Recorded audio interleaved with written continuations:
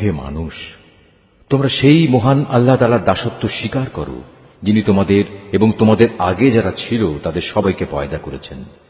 আশা করা যায় এর ফলে তোমরা যাবতীয় সংকট থেকে বেঁচে থাকতে পারবে। الذي جعل لكم الأرض فراشا والسماء بناء وأنزل من السماء ماء فأخرج به من الثمرات رزقا لكم فلا تجعلوا لله أندادا وأنتم تعلمون।